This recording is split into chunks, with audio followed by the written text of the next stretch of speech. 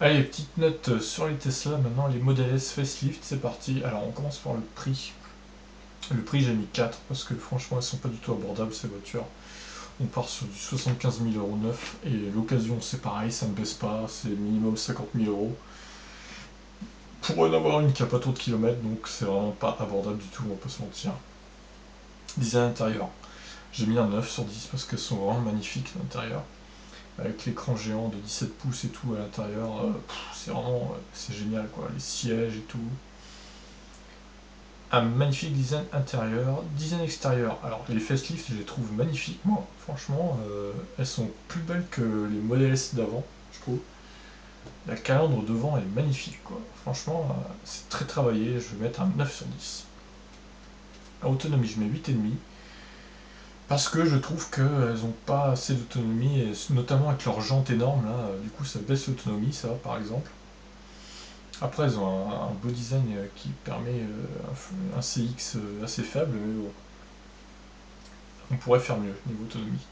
Accélération 9 sur 10, bah, littéralement ce sont des fusées, hein, honnêtement, quel que soit le modèle S d'ailleurs, modèle S. C'est minimum moins de 5 secondes je crois, donc c'est magnifique.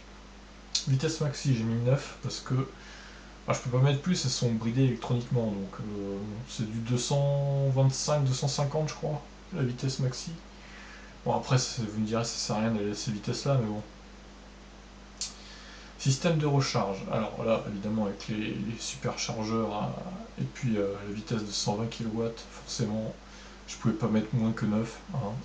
Je laisse une petite marge parce qu'il y a des vitesses qui vont devenir encore plus élevées dans le futur, genre 300, 350 je crois, je laisse une petite marge.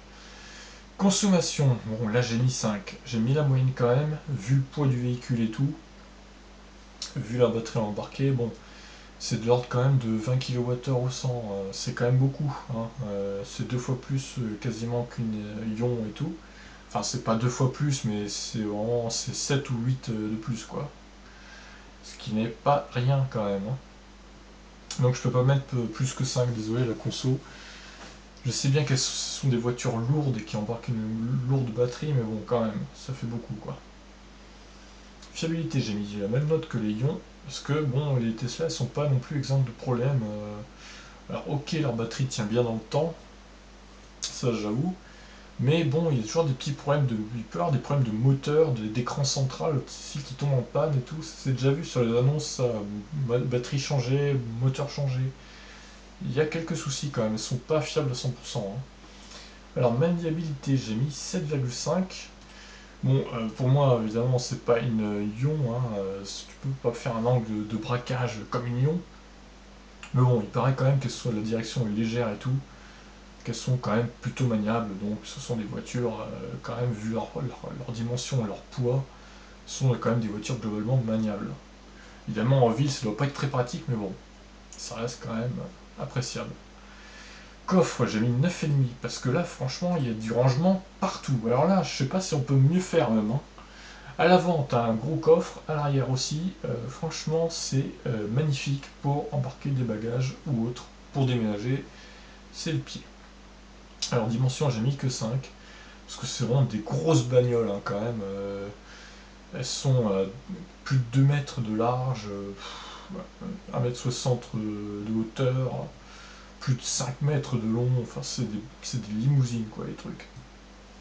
Bon, bref, au final, ça nous fait une superbe note de 7,67 sur 10. Ce qui nous fait ouais, quasiment, ça fait 15,5 à peu près, quasiment quoi, sur 20. Ce qui est quand même très bien, hein, malgré le prix et tout, c'est quand même, je pense qu'elles vont être difficiles à battre ces voitures. Allez, ciao tout le monde.